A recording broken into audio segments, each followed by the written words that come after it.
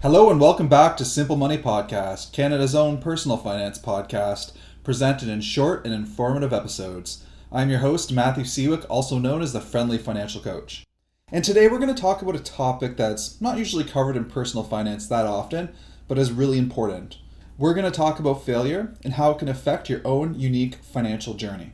So funny enough, I was actually planning to talk about another financial topic today, but I just couldn't shake the idea from my mind to write an episode about failure. So here it is. Through my over 15 years of experience in the personal finance world, I've learned that the ever-looming threat and experience of failure is actually one of the biggest obstacles that blocks people's financial journeys. Our finances can carry some serious emotional weight, and they are often viewed as being a measure of our own personal success. Overall failure is basically one giant perceived roadblock on the road that can cause many people to pause or even stop their whole journey. Learning how to overcome and embrace this fear of failure is an essential skill to better achieve our personal finance goals and to help with everyday life. So I'll be the first to admit that this episode is not going to magically change your situation, but hopefully it can help point you in the right direction and tackle some of the myths that we may be judging ourselves to. So to kick off the episode, let's start with a story. One that has personally affected me and even makes me feel uncomfortable talking about it right now.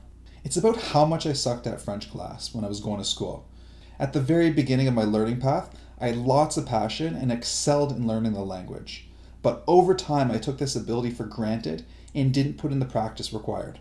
Year by year, I began to fall behind, and this failure created a lot of stress and unhappiness in my life at the time.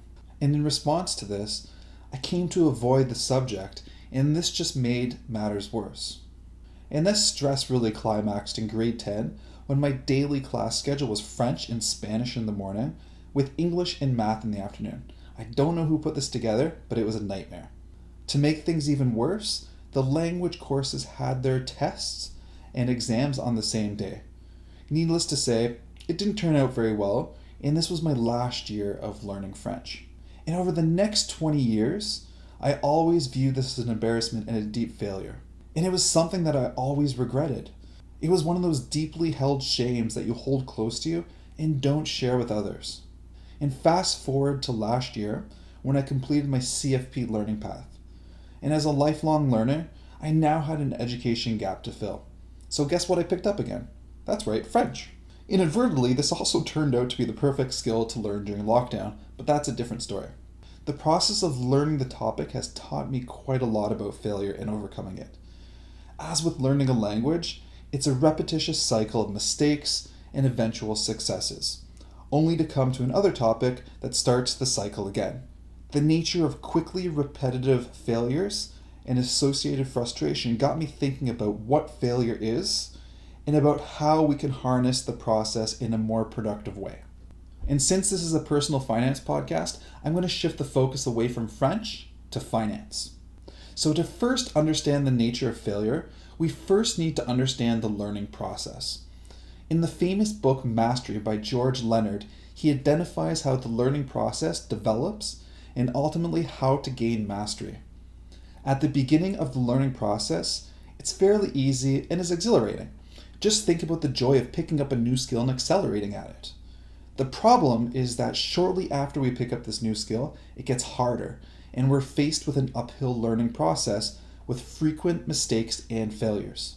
During this part of the process, many people stop and move on to another skill. And we all know that person that jumps from skill to skill once the initial excitement has passed. And if you keep going with the learning process, you'll likely hit a plateau that seems like there's not much growth. However, during this period, it's likely that you're picking up supportive skills and developing important habits that will eventually lead to another jump in skills with another plateau that follows afterwards. And this process really goes in a loop and doesn't have an end, as individuals that have mastered a skill are in a constant state of development and learning. And the whole process is fraught with bouts of failure, and there are many points where we can leave this process. And this is where mistakes and failures kick in, right? The negative feelings from these can range from a mild sense of discomfort to utmost dread. Very often, we also connect these feelings of failure to our identity. And this could obviously cause some really large issues, right? Like a reduction in self-esteem and more. In the worst case situation is that we'll let this deeply wound us, hold that shame for many years, and also quit our learning path. So how does this all relate to personal finance? So personal finance is really no different than any other skill that is really challenging. There is a lot of subject depth, and the more that you know, the more that you realize you don't know. To make things even more challenging, very often you need to modify deep-rooted habits and beliefs that you may have held active for years. And very often our teachers, parents, blogs, neighbors, whatever, may even be passing educational errors to us. And over my 15 years of personal finance guidance, I see a similar process over and over again where individuals begin their personal finance journey. It starts with an early process of learning that is very enjoyable and super empowering, but once the process begins in real life, it easily becomes challenging, and understandably, mistakes and failures will be made. And to make things even more complicated, personal finance is perceived as a measure of success, and failures can easily be perceived as a direct failure as a person. And often, once the initial learning process becomes more challenging and mistakes occasionally occur, we come to a juncture where we see lots of people fall off from the process. A prime example of this is during the budgeting process. Putting together a budget is really empowering, but implementing the budget can be massively challenging, especially if you're expecting to make drastic changes to your lifestyle. We also observe this challenge when people are implementing debt repayment strategies, putting together investment plans, and so much more. So how do we navigate the stresses and failures that arise from our financial journey? The first step is to really recognize that failure is part of the learning process and is inescapable for any complicated topic that we learn. With my extended experience, I can tell you that everyone makes mistakes and has failures when they start their financial journeys. And how we respond to these pressures are very important. You will make mistakes, and it's absolutely normal. Everyone does. It's not worth taking these mistakes and failures personal. Instead, be kind to yourself and treat yourself well. Convincing yourself that the issues that arise in the learning process are a fundamental area of who you are is very toxic and wrong. We really need to separate those feelings from the process. These mistakes and failures are actually lessons themselves if we give them a chance. They are really telling us what we did wrong and that we need to find another solution. There is friction accumulating somewhere, and determining how to change that would better the situation overall. These changes may also take many years to make, as complicated structural habits are some of the hardest to change. And this is absolutely normal. There could be long bouts of time where it seems like there's no progression made, but there are small steps that are being achieved. You may just not notice them. It's also important to note that mastery is not really a goal, but a continued process of growth. In the learning about finance, there really is no end. Now, it's true that we may want to achieve goals at certain ages, but there is always something else to learn or develop.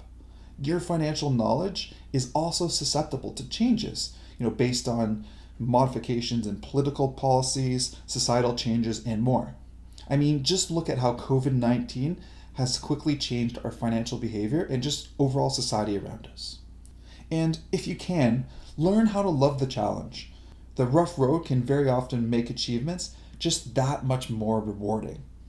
And a good approach before you begin your financial educational path is really to be realistic and keep things as simple as possible.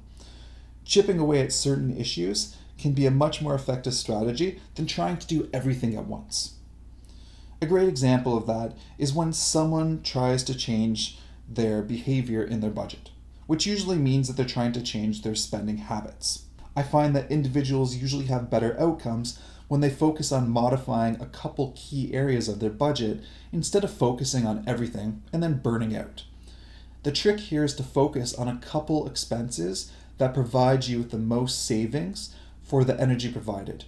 Usually we know what these big expenses are too, And focusing the majority of your attention on these items can lead to very successful outcomes.